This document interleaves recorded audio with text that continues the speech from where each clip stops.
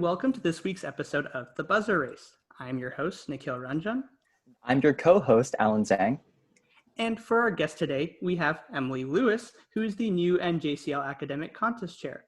Welcome, Emily. Thank you. So before we kind of, just dive right into things, would you be willing to introduce yourself to the listeners, give a little basic background information, and then your favorite place you've ever visited? Oh, my favorite place I've ever visited. Okay. Hi, my name is Emily Lewis. I played Certamen for a very long time in Massachusetts, which is where I grew up. And now I teach in Virginia. And I can tell you more about that story later. And let's see, my favorite place I've ever visited, gosh. I'm going to be really unoriginal here and say Rome, because that was probably the coolest experience I ever had. Because you read about the Pantheon, right, in all of the books, and all of a sudden you walk by it and you just go, whoa. And you kind of feel like that turtle from Finding Nemo, what's his name, Crush, right? I think so, yeah. And we were like, whoa, and then we were like, whoa, and then we were like, whoa. Right? And that was totally me. So Rome is so cool to visit as a classic student because, I totally agree with you. You read so much about all these things in your books, but books are only so big. And when you actually see them in person, the magnitude of how much, like the Colosseum, right? I had no idea how big it was until I was walking through it. You just gotta stare at it. Yeah, it's truly amazing. I have to say, I think I'm the odd person out because at least I have not gone, and I am dying to go. I'm hoping to travel probably like post senior year or something before starting anything else, actual adult life. I'm going to go to Rome and Greece. Hopefully. I mean, COVID though. Yeah. When this whole crazy COVID thing is over, you mean? Yeah. Then we'll see what happens. So yeah, let's just kind of dive right into, talking about, Certamen, JCL, Latin, things everyone loves.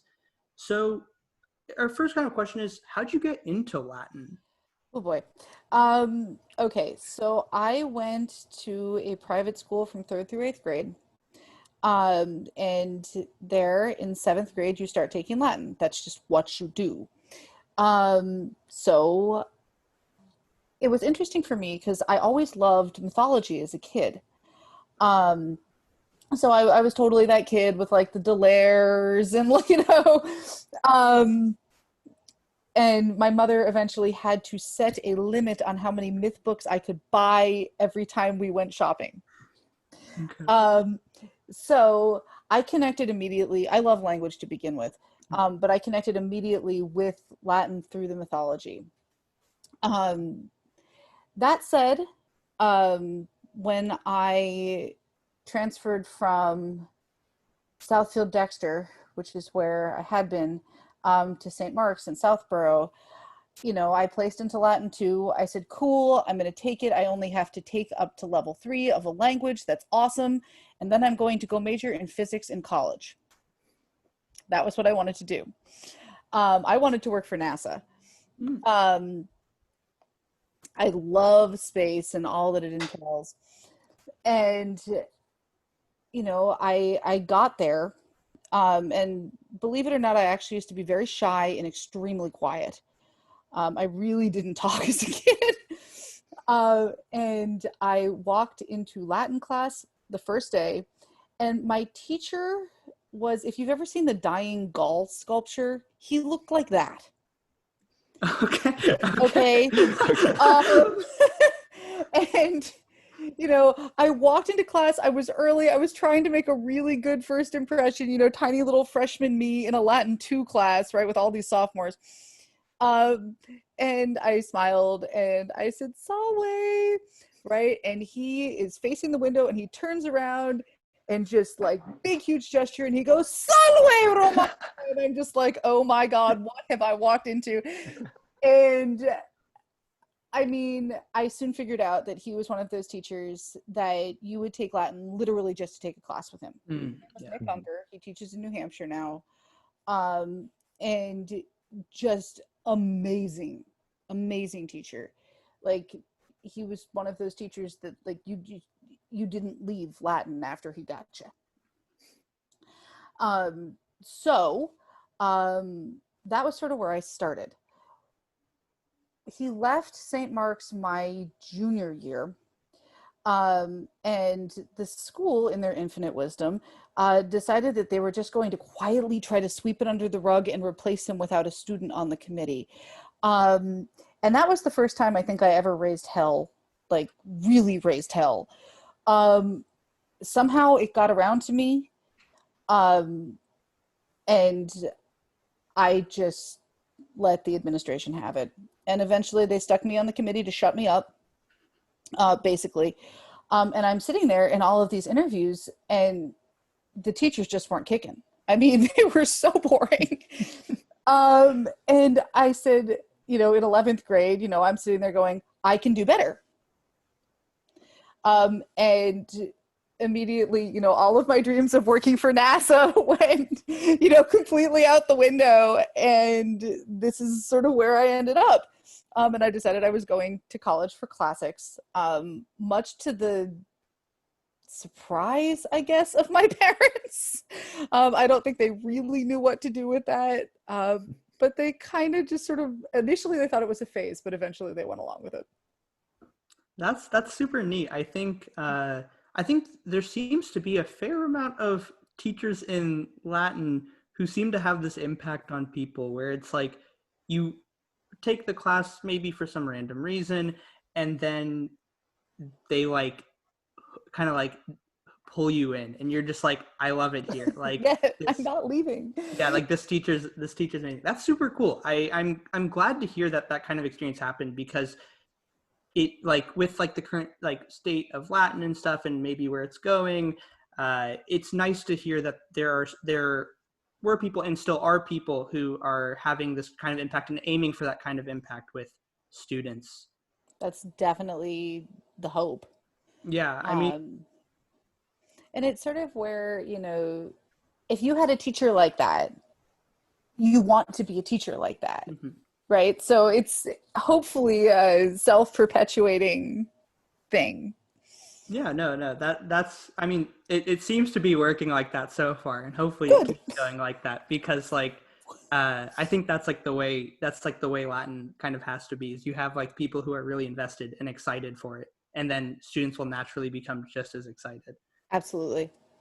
So I guess kind of the next point we want to talk about is so you were a former player, and we wanted to learn about, how did you get into Certamen in the JCL? Was it again a result of your teacher? What was that like? So I very quickly learned that there was practice that people went to, where there was this mythical pizza that showed up every Tuesday. And I was very curious as to how I could get in on the pizza. And so very quickly, I started kind of, showing up to these, right? He was looking for pretty much just anyone that would show up, right? So I showed up. And we had a spectacular grammarian, pretty good myth, and then somebody who just knew all of these random facts but no history. And I said, I love history. I'll do that. Yes.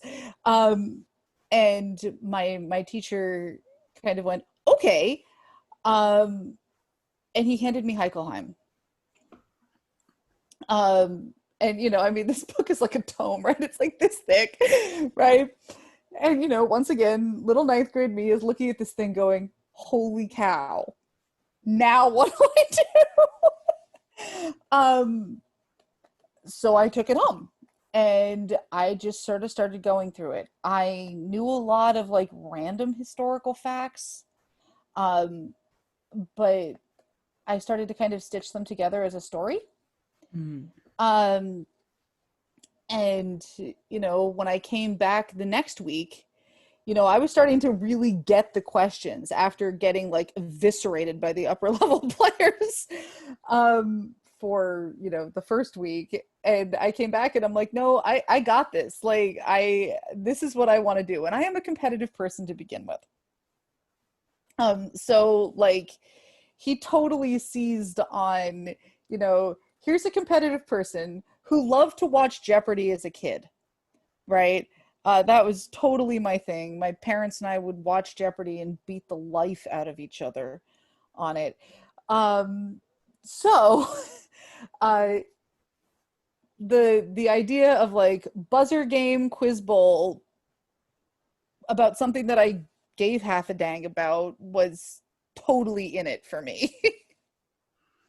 No, that's super neat. And I think like some people come in via Quiz Bowl, like they play a different trivia game first and then they come into Latin. They're like, whoa, there's a version like this for Latin. Like, this is incredible. So, yeah. So, I mean, it seems to be a fair amount of the times people who come into Certamen seem to have had some prior background of like competition that they're like, oh, this would be really cool to try it out now just with Latin.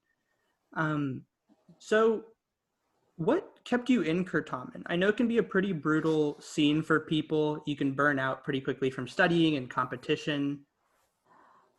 My team kept me in it. I kind of stuck around for the people.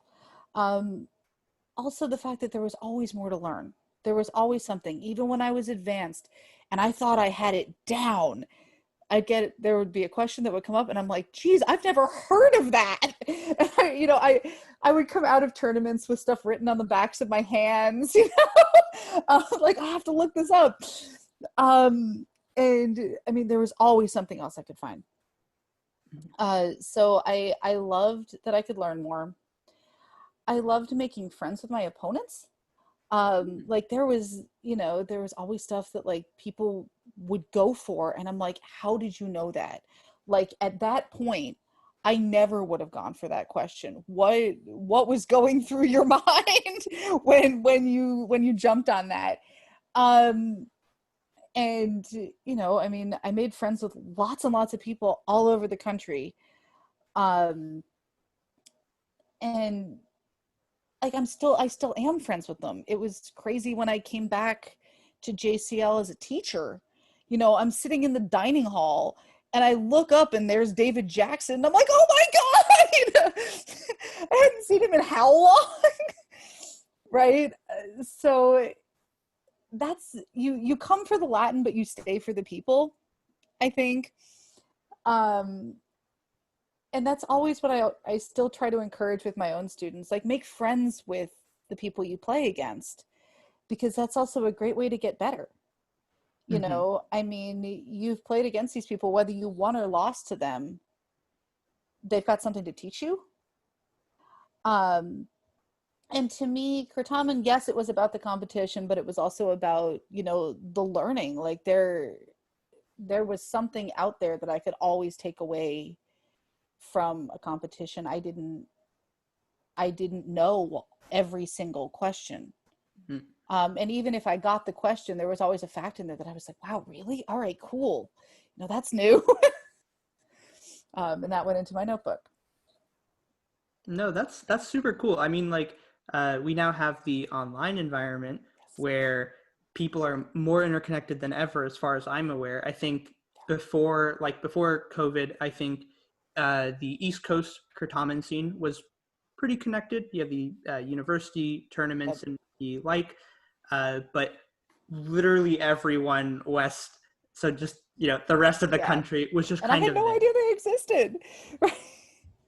Yeah, and I think it's super neat. I've gotten to meet a lot of people through Discord and the servers, and I think it's super cool because you find out there are so many more JCLers than just your state delegation, and then the kind of random faces you see in General Assembly at nationals where you're like, there are this many Latin, and then you learn that's not even all of the Latin students in the nation. You're like, what is happening? Not even remotely. Yeah. No, that's super cool. And so I wanted to kind of now go into actually your experience as a player in competition. So you mentioned to me when you played at nationals, semis was against Virginia seemingly every time. And it's funny because you're now in Virginia. I am, yeah. You're teaching in Virginia, and I'm curious, like, besides, like, how was it like as a player, you know, playing probably more or less the same iteration, give a person or two switching in and out here and there. Like, what was that like as a player? And then what is it like to kind of think about now that you're a teacher in Virginia and this is the state you used to play against as a former competitor? Well, okay. So every year you knew, like after my first year, right? I kind of knew what I was up against, right? I knew that you know, they would be working super hard and like I would probably see more or less these people again. And it was pretty awesome. Like, I mean, back then you kind of wrote emails, right? We had AOL, yay. Those lovely days of dial-up. But you could still email people. And like, I remember after, you know, my first year, my novice year with the semis, like, I mean, we lost by 5 points. It was brutal. But like, I mean, by the end of that, we just had so much respect for each other. Like we traded questions the whole time. And I walked up to their historian and I said, what is your IM? Like, write it down. Like, we need to practice together. And I mean, that's just sort of how it kept going. And I mean, you always knew like where you were going. And I mean, I remember looking at it the next year, you know, we're sitting there after all 3 rounds of prelims and I went, oh my God, we have to play Virginia again. You know? And, you know, off we went. The cool part about it was that it was always just like a healthy competition. There wasn't this like, you know, I hate you type stuff. It was healthy, it was fun, and we always kind of tried to just force ourselves to get better. And no matter, every year we lost, but it was always like, oh man, nice buzz on that. That was so good. Like, you know, and that was just kind of how it worked.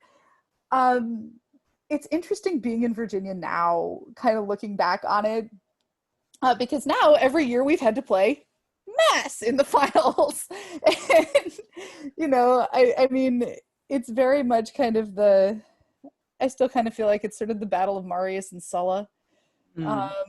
Right? Like, you know, who's who is completely interesting at this point because like I coached Michael. And I mean, now it's just like, well, I know what I'm up against, you know, and I coach intermediate now. But I help with all of the levels and, you know, I kind of just feel like I've come sort of that weird full circle. You know, it's interesting to see it from the other side. You know, when you're going up against this like juggernaut team, you know, what are you looking at? The cool part about this year was that we could go back and watch their matches and be like, okay, so where are they strong? Like, and in the past, you know, you'd send like one of your students to be like, go watch the Mass match, go. You know? And, you know, now I can kind of look at them and be like, oh, okay, you know, the fun part is like when you look at them and you're like, oh my God, that's so-and-so's little sister, little brother. Like, I had their brother, right? Because it hasn't been all that long since I've been there. But I mean, it still comes down to that healthy respect for the team you're playing against. And you really can't lose sight of that. You don't sleep on anybody. You really don't. Because sometimes they will amaze you. The first time we played Illinois, I'd never heard of them before. I didn't know who Will Nifong was. I'd never met David Jaffe. But we had to, like, one of the kids on the team was Samir Ali. And I just went, oh my God. Like, I had never seen somebody, you know, in like my coaching time play like that. And I went, okay, like, you know, maybe they're better than we thought, right? And I mean, that just reminded me, like, you don't sleep on them. No, that's super cool, and I think that's a really cool takeaway to have. I think a lot of the times, you like smaller states, maybe with just not as much rep, just because of pure coincidence of like how Latin has developed within the state. It's like, oh, we probably not worry too much about them, and then they show up, and you're like, I regret this decision. Yes. I regret this decision so much. But it's also so cool to see them, like smaller states, like Maryland recently with Micah Kretzman-Clow, and like just how far they came in 4 years. Mm-hmm. You know, like, holy cow, all of a sudden, you know, they went from being like, you know, this kid who likes Certamen to being like this kid who can actually give Virginia a run for its money. I'm like, wow, like they got there. And I mean, nobody would have expected that. Like, oh, we're playing Maryland, haha, that's cute. You don't sleep on that. You know? Yeah, no, it's really neat to see that kind of development. But you know, even though that there can be some unexpected things, you've obviously been an incredibly successful Kurtaman coach. I mean, how many finals performances have you had? You've had a nationals finals win before. Yep. How do you think you like prepare your teams to compete in nationals and perform so successfully? So I think at the end of the day, and this is kind of counterintuitive, kind of not, it comes down to, are they having fun? If you're there, you know, like cracking the whip all the time, they're not going to have a good time. And as such, you're not going to get the investment that you expect, I think. So I'm always pushing for, you know, like, yeah, we're going to work at it. But we're also going to have some fun with it. You know, I'm a snarky coach. Anybody who's ever worked with me will tell you that. But I think, you know, it comes down to giving them the resources and kind of letting them run with them. I'm very big on you get out what you put in. And that's the lecture I would give my team every year. You know, like, we've done tryouts, and I send out this huge email that I have now that's like, hey, welcome intermediate team. You know, cost restarts on this day. Here's a huge amount of resources. Remember, at this point, you know, your job is to study. You get out of it what you put into it. If you are putting the time in, you are going to do well. It's a matter of, you know, knowing your own strengths, and being able to play to your own strengths. So like this year, my team grammarian was like super strong on mottos, which is usually where I need to stick an all around and be like, you need to learn the mottos, right? But this year I had to grab my all around and be like, derivatives, girl. You gotta work on those derivatives, right? And, you know, so it's also a matter of kind of watching your students and kind of knowing, making sure that they know what their strengths are, but also you knowing what their strengths are. And there's a point that you hit, after you've coached a couple teams, where you can get pretty good at looking at a student and going, okay, a couple things we know about them. They play better when they're warmed up, right?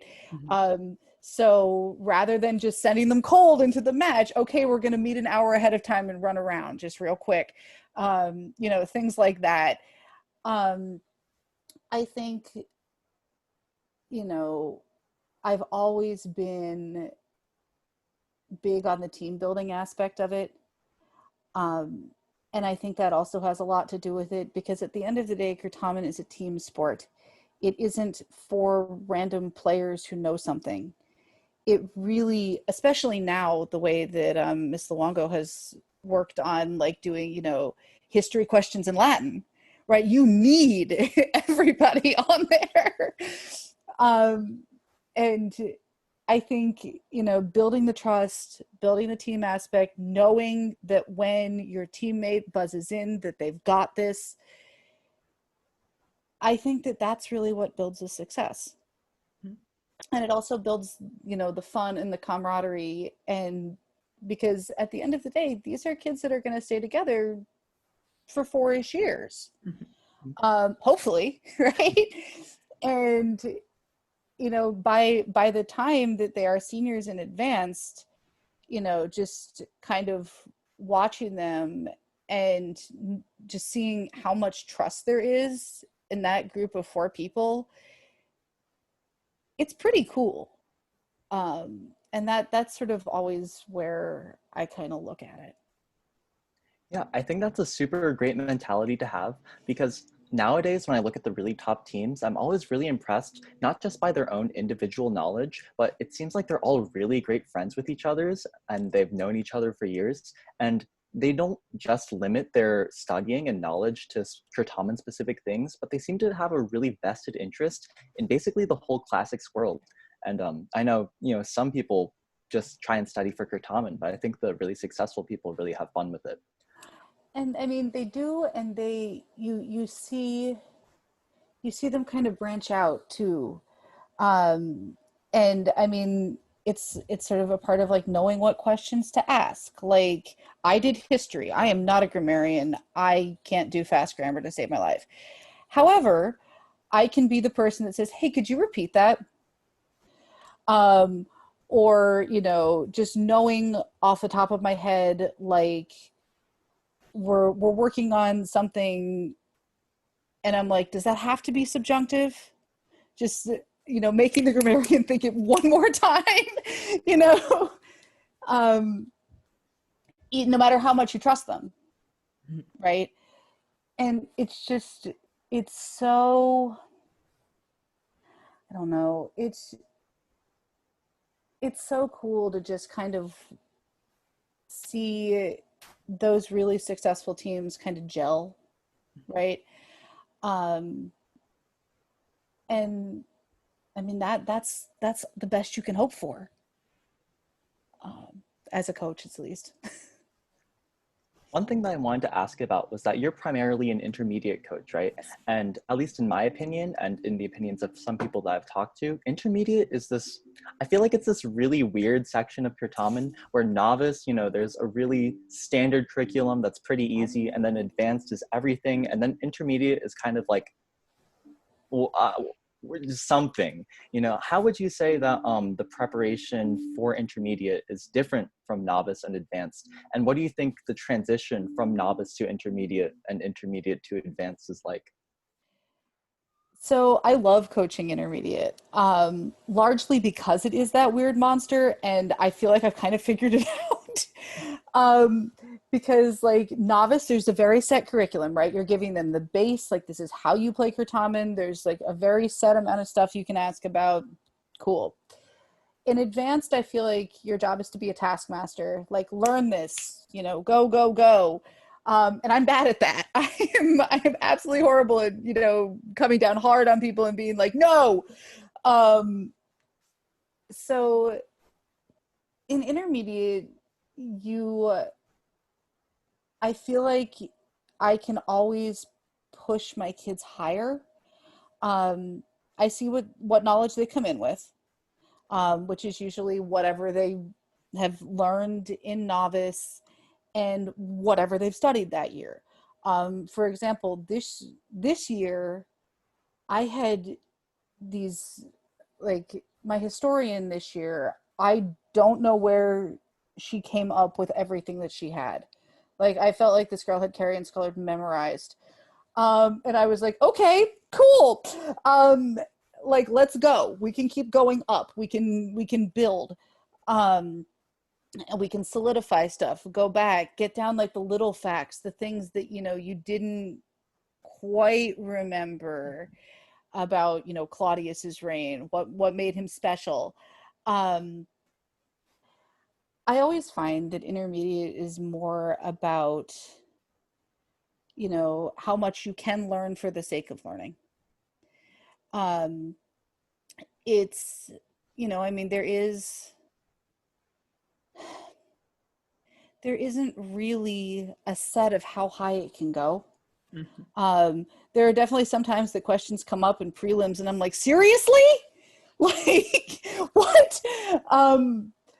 But, you know, I'm like, all right, cool, sure. We can, you know, practice gerundives.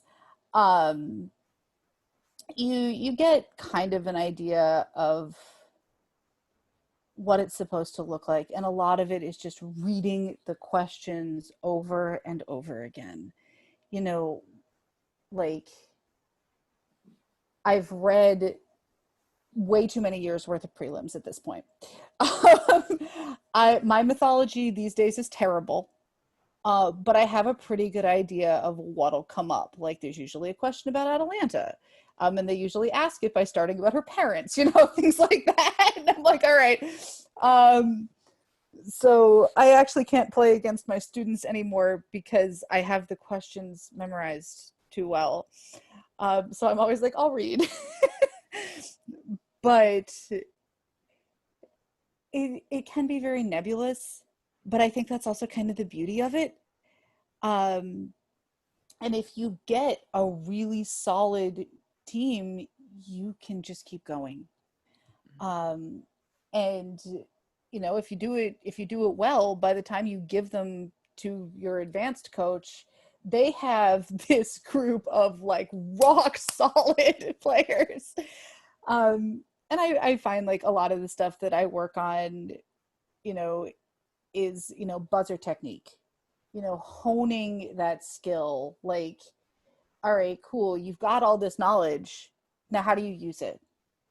And it's more about the utilization of the knowledge than about having the knowledge. I think that's a really great perspective that, you know, it's already made me respect intermediate a little bit more. Intermediate is the hardest one. I swear to God, like, I've coached them all and I'm like, intermediate it's hard, but I love it because it's hard. Like, it's that challenge that, you know, okay, where are we going to go this year? I mean, I'm kind of biased against intermediate because I got put into it after my first year of Latin.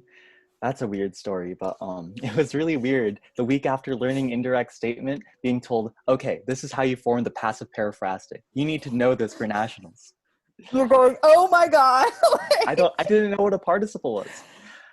And you're going to learn it, right? Yeah, I did. Magic's in the learning.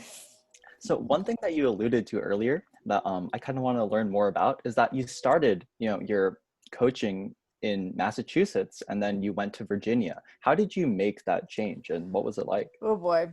So Howard Zhang was the coach of Virginia at that point.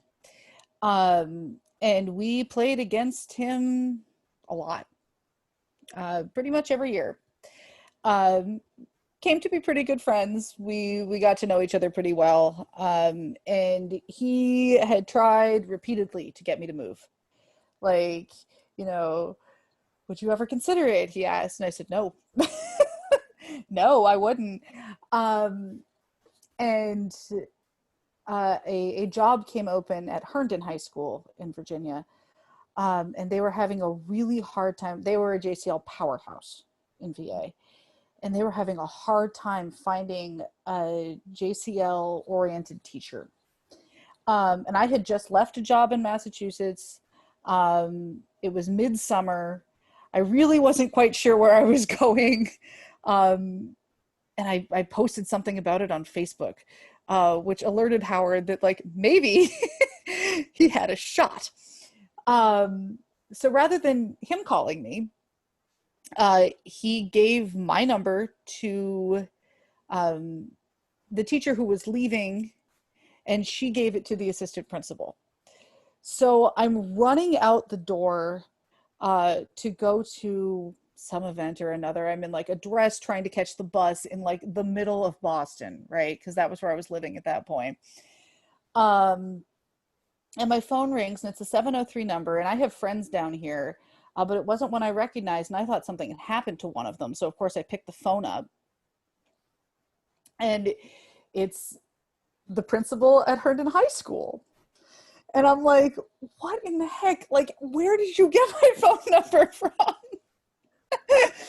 And she's like, well, your resume came across my desk. And I'm thinking like, God damn it. Like, and of course I couldn't say anything at that point.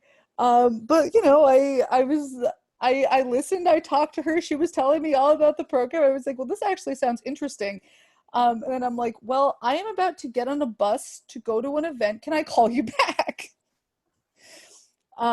So, you know, I took her number down, and, you know, I left it at that. And I called my friend Irina Greenman, because she's from down here. And I said, what in the hell did you do? Because she is the only other person outside of Massachusetts who had my resume, because I had her read it. And she was just like, man, because she knew that I knew. And I was like, all right, tell me about this job, you know. And eventually, like, I ended up calling the principal back. We had this whole long chat. I took the job and moved really without thinking about it in the span of 3 weeks. And then school started. I was hired August 1st. And I mean, I kind of figured at that point that I was just going to start over. I really didn't know, you know, I didn't know where I would have gone in Massachusetts. I was a little kind of floundering, and I thought, you know, we'll try again. And I posted something on Facebook about, all right, I did it. I'm moving to Virginia. And I got something upwards of like 300 likes. I was like, oh God. And this was in 2013, I think. Yeah, because I've been down here for 7 years. And, you know, I had no idea what I was getting into. But from the time that I posted on Facebook saying I need people to help me move into my apartment, and they rallied like half of Flint Hill School, and I had this group of people show up, who I'd never met before, at least I knew I was in the right place. That's really intense headhunting. It was a crazy story. I mean, like, my whole family is back in Massachusetts. Nobody like expected it. You know, when I called my mom and I said, I'm moving to Virginia, and she said, what? You know, but I'm here now, and I really do like it. I think it's a little more my speed, like the DMV area, as opposed to the rush of Boston, which can get extraordinarily stressful. I love it, but it's a little more chill here. Yeah, so that is pretty wild. I have to say, most people are just like, yeah, you know, I was kind of like applying for jobs, and then got offer, accepted, moved down, you know, nice, slow, relaxed way of, but this is like super intense. But now you're here. Now you're Yes. here, you're in Virginia, and you're teaching. And I'm curious how this, like, maybe not necessarily this specific, you know, transition, but just like your experiences teaching as a whole, and also teaching in different states. How did that kind of like help you, or maybe like influence kind of like how you came to choose to run for becoming the NJCL academic chair and being it? Like, could you kind of walk us through like that? Sure. So I was the academic chair in Mass.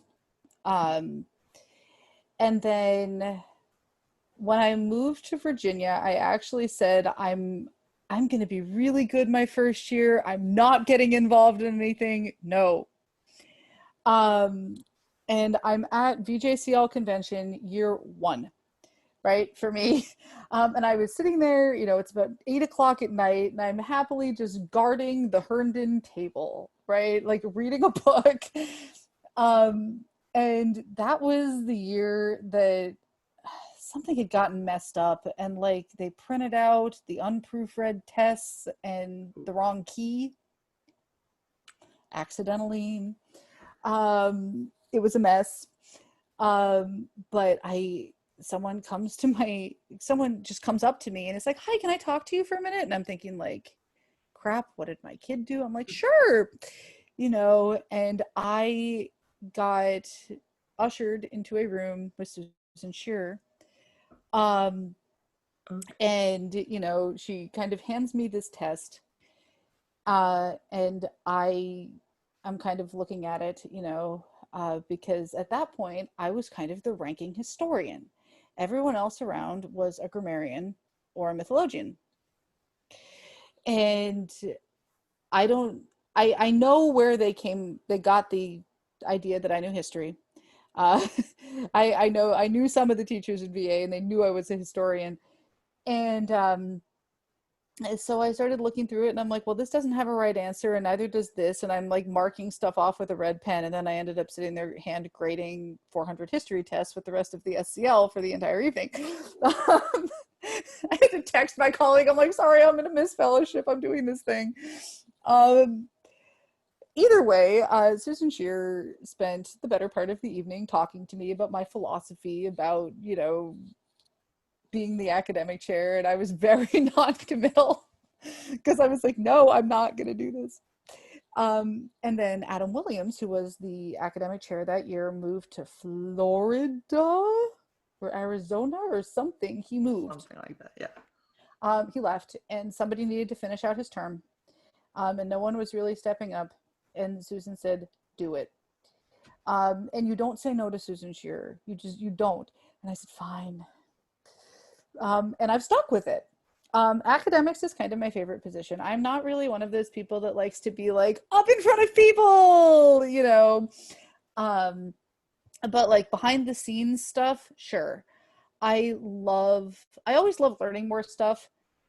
And I definitely consider like the test part of that. I learn something every year when I have to proofread someone's test, and I'm like, I had no idea you could use a participle like that.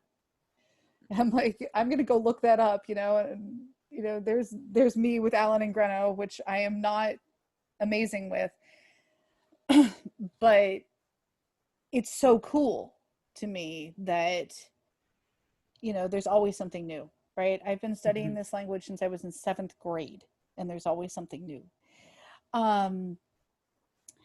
And so when I learned that the academics position this year would be open, because I'm not running against David Jackson, that just isn't happening. I kind of went, I don't know, like I wasn't really, like super stoked about, jumping up in front of a bunch of people, right? Because that's what I try to avoid.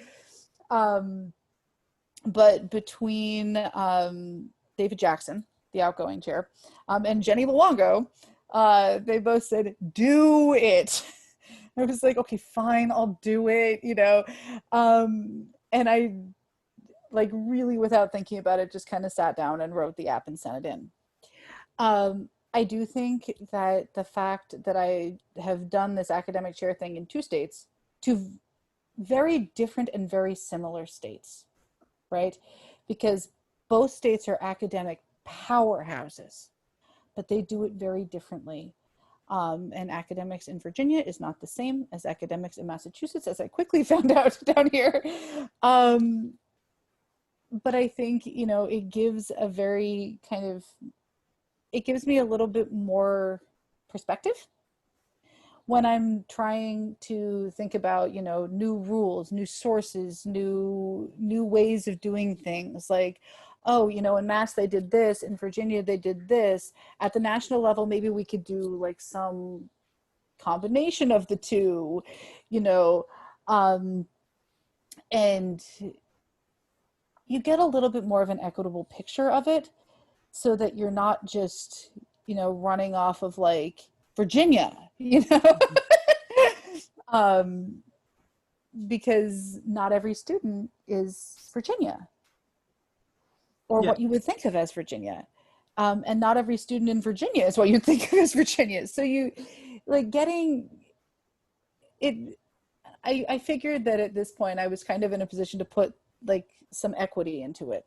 And that's what I'm hoping to do.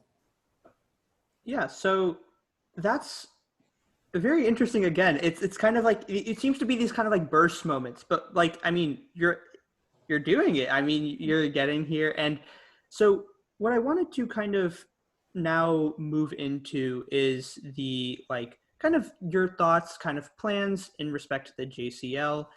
And so obviously we just started talking about this, you being the academic chair, and we're curious, like, do you have any specific goals you have for the tests? I'm trying to go for some standardization of like difficulty. Do you have like what's kind of like the aim there? If you have like some super like, this is what I want to do.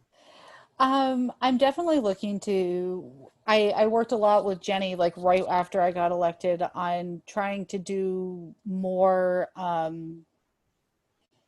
freely accessible sources. Like what she tried to do last year with Certamen, with some pretty good success.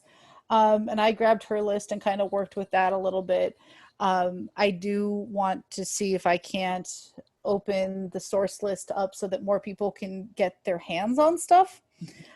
Because sometimes the source list can seem very, I don't know, just, it's far away from you. And sometimes the sources are a little bit like, what? I mean, like reading Heichelheim for the first time is a little bit, it's very, 1930s, right? And it's written like that. And I'm like, it's not accessible to your average student. And I don't feel like academics should be like this like huge elitist thing that's accessible to like the David Chens and the Dantes of the world, right? I do want to see, everybody be able to be successful in that somehow. So that's something I'm really working on. I am trying to kind of standardize the difficulty a little bit. If I really have some time, I'm going to sit down and try to like bang out some syllabi for some of them. Not this year. That is upcoming. And, really, because I do feel like sometimes you get into like the weeds of God knows what. And I'm looking at some of the history tests being like, oh my God, like, I don't even know where they found that. And I know what I'm talking about. And my students are coming to me going, quid? And I figure, like when Will Sigmund is confused about something historical, we probably need to go back and revisit that, and like, should that really be on there? Because sometimes, especially towards like the end, the harder sections of the test, I really feel like people are just kind of digging through the book sometimes, like trying to find like some weird obscure fact to put on it. Did you read Allen and Greno? We'll never know, right? So I want to see if we can't kind of standardize that a little bit. This year, I'm looking at, I mean, I don't know what we're going to do, if we're going to be in person or not. I'm trying to find ways, if we aren't in person, to do testing online a little bit better. I have some ideas. We're going to pilot this at VJCL in the fall, because VJCL is a fall convention, and we're going to see if this works. So we'll see how that goes. And that's sort of where I am currently. I'm interested to see how this year's set of tests goes. And I really want to hear people's feedback. It's been interesting because like sometimes I'll just kind of creep around on the discussions on the Certamen server, right? And they'll be talking about sources or stuff like that. Like, And I'm like, oh, okay, you know, they did this or they did that, or they want to see this or they want to see that. Or, you know, somebody's going, why can't we make this book available to everybody? And I'm like, why can't we make this book available to Makes Note, you know? So it's been kind of cool just to kind of hang around and listen to what the students have to say. Because too often I feel like it ends up in the hands of the teachers. When we send out surveys and stuff, we ask the teachers to reply to us, right? Yeah. Which doesn't necessarily give us the full view, right? Like, I can guarantee you that David Chen has a ton more opinions than his teacher about sources and stuff like that, because he has read them all, right? And he'll be able to give me a much more well-rounded like picture than if I asked his teacher, about them. And I mean, like, she's amazing, right? But she just hasn't read all of the sources. I mean, who has time to do that? So I think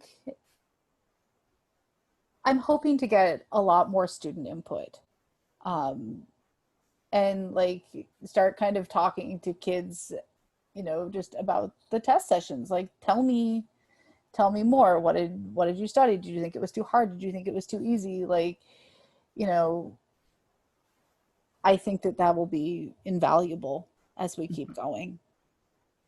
Yeah, no, I think, I guess as a more recent student, I feel like it's just the like voice of students in terms of like, what are our thoughts on, you know, testing, whatnot, hasn't really come up a whole lot. And I mean, there's an understanding of like, okay, yeah, sure, we haven't been in the scene as long, but I think there's so many students who probably have so many great ideas, and it's just kind of like you can just voice them. And I think so many people love the scene enough that they really think about this and like want something. Like, some people are like, you know, certain standardization of like question distribution and difficulty, like set the first 40 questions to be like gettable by anyone, the next 20 to be slightly hard, like, you know, there's like thoughts on this and such. And yeah, I think I'm glad that you're also looking into student feedback and also hearing what they have to say about that. I mean, at the end of the day, are the teachers the one taking the test? No. We had an issue in Virginia a couple of years ago where the advanced grammar test got messed up. The writer wrote it 2 years in a row. And when he was running out of time, he just mixed up the questions from the prior year, but none of us caught it because we don't have encyclopedic knowledge of the test. So it got brought to our attention. I had to cancel the scores of that test and like redo the whole thing. It was a mess. I cannot tell you how many times I got chewed out by a teacher, but the kids all got it. They were like, we completely understand why that had to happen. And it really got me to thinking, you know, who is this for anyway? This isn't for the teachers. The teachers don't take these. The students take these. Who takes the medals home? Who takes the ribbons home? The students take the ribbons home. You know, I love the teachers, don't get me wrong. I value everybody's feedback, but they aren't the ones taking it at the end of the day. So I really want the student voice, because I think like some of the best ideas come out of the student voice, and they're clearly thinking about how to make some of the stuff better. I mean, some of the students are so invested in it. Like, you know, I have one who he graduated this year and he wants to help coach intermediate next year with me, which is awesome. So, you know, I sent him all of the tryouts and I was like, here you go. And he sat down and took all of the tryouts, reformatted them, took some questions out that, you know, needed to come out that I just had never really gotten around to dealing with, rewrote a whole bunch of stuff, you know, and I mean, they're gorgeous now. Like, and I mean, he put time into that. And I was like, what the heck did you just do? You know? And I mean, you don't realize just how much people have been thinking about this for, you know, 2 or 3 years, going, how can we make this better?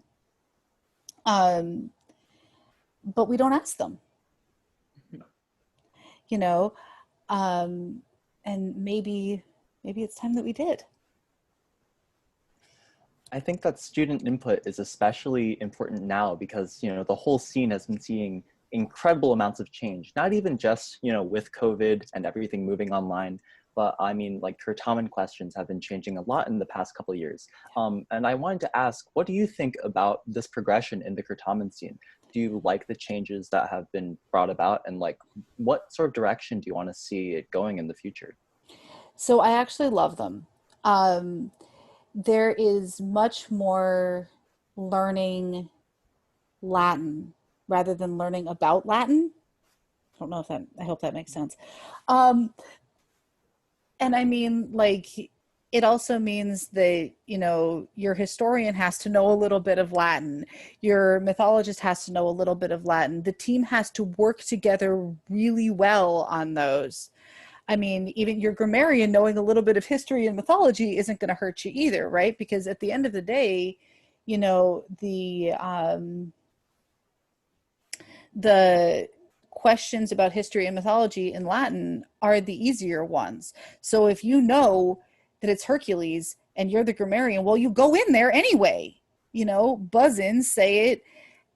And then when you're doing the bony, then you can kind of help, you know, translate it for the mythologist to give you the right answer on something a little bit harder, right? I think it really has promoted a lot more teamwork. And it really has given it a little bit more of like the fun and, you know, learning for the sake of learning vibe, that of course I am always after. I think that it's responded to a lot of the current trends in pedagogy, which is really cool, because for a very long time it didn't. Certamen just kind of did its own thing, and like, if you didn't teach that way, I mean, you were SOL, right? And that isn't helpful, right, in terms of getting more people involved in it. And it's been really fun. I mean, like, last year we had what, like 12 teams on novice, and this year we had like 24 teams on novice, and it was awesome. So it's getting a lot more people into the game, and that is the coolest part about it, I think. I really like, especially in the virtual world, being able to bring Certamen to people who don't normally have access to it, mm-hmm. right? A lot of students who, like, you know, their teachers are too busy or too overworked or just don't want to start a Certamen team, right? All of a sudden they're landing on the Discord Certamenatore server because they have friends. So they're learning. And you're seeing them go back to their states going, okay, no, we're doing this, guys. I think it makes it more accessible to students who want to start their own team, and might not necessarily have the support to do it. One of the things I was going to do this year, had we been in person at Richmond, was I was looking to put together a colloquium about, like, okay, so you want to start a Certamen team, and do one for teachers and one for students, which I still want to do. Maybe we'll do it at San Diego, where, like, people actually have, you know, students who started their own team, you know, discuss that. Like, what did you do? What is, like, is there paperwork involved? How did you even get started? Like, where are you finding the questions to start with? What are you doing? And how do you even work on that. You know, coaching your peers is weird, right? But sometimes it's better, you know. So I mean, there are a lot of students who have done that, who have come from nowhere, right? Or, you know, like in Virginia, we have a powerhouse team that, you know, Powerhouse School spawns a huge amount of amazing teams, but their program is entirely student run. They have 3 students who work with the different levels, and that's just how they do it. It's the coolest thing. And, you know, so by the time that the students come out of that program, like the ones who graduate have a very good idea of what they're doing. And that's, to me, that's super cool, right? You can teach other people how to work a program like that. And it also gives them teaching experience. I've definitely had kids come out of that being like, I want to be a teacher. And I'm like, yes, you know. So that's the coolest part to me. Yeah, that's really neat. I think the scene is definitely improving. I think question quality just in like 2-3 years has just skyrocketed, and I'm glad it's happening. I think Certamen has kind of gotten to live in this bubble for a very long time of being like, well, we're unique. We can write however we want. We can do whatever we want. No one can complain. Such is life. But now we have like people really trying to innovate the question writing style of the game, designing it with this, like, I think like pyramidal style is kind of like the question style now of like the right. where it's like you reward players who know super, super deep stuff, but by the end, anyone can get it, and that is good. Right. Because you want to reward people for still even knowing maybe not necessarily extremely hard things, but you're still rewarding them for knowledge that and like the time they've put in for studying. Absolutely. And that's so big and it's so important, right? Like, I don't want to feel like I've put in all of this time for nothing. Because that sucks. Like, you just don't want to be there. So, I mean, if 2 other teams have buzzed themselves out and you're, you know, that lone player from the state that nobody ever thought could get anything, hey, maybe, you know, you're getting something. And I mean, like, as one of my friends who is from a less like Certamen zealot state, she was like, I told my students that if they scored 50 points, that was good. And I'm like, great, that's perfect. Like, that's where you start, right? You have to start somewhere. You know, you're not going to come out there, roar onto the scene and take first place. It's not happening. You know, there's practice that goes into that. There's studying that goes into that. And there's time that goes into that. And, you know, you like trying to get that accessibility in there, you know, getting one question can be that huge motivator for like, you know what? I'm going to go home. I can do this. I'm studying. I got this, you know? Yeah, no. Oh, go ahead. Sorry. That has particular interest to me because I come from a state that does have less Certamen interest. And I think that the participation in it has been kind of declining over the years. So like, do you think that you have any advice for people like me or coaches from such similar small states to try and take baby steps to becoming more competitive and active? I think that the more that you show what it looks like now and that it isn't, you know, that former like elitist, you know, idea, I think that does a lot to get people involved in things. I do feel like the virtual Certamen are great for that. Because, you know, right, like you can attend a Certamen from the comfort of your own home. You don't need to worry about putting in you know, the money to get transportation, the time to get transportation, begging your parents to take a Saturday to drive you to God knows where, you know, like virtual Kratamina have been huge. We, for the first time ever in Virginia, I had an 8-person bench for intermediate. I'm lucky if I get 4, usually. And I was like, holy cow. Like, we actually had to make some really tough decisions about who to take this year. You know, just because it was so accessible to so many people. So I do think the virtual world helps, and like take advantage of that virtual world. You know, write a bunch like what we're doing. You might have seen my post on the NJCL competitive Certamen thing, Facebook, where it, like a bunch of students from Virginia are working to make a relatively low-key tournament for students who are newer to the game. You have to have some Latin experience, but like come see what it's about. And hosting that, I'm hoping will get more people into it. I think that we have a huge golden opportunity here to kind of show how to play, right? And not, you know, not just like dump them into like, yes, I gave up my entire Saturday to get the life beat out of me by, you know, the super competitive school, right? That's not fun.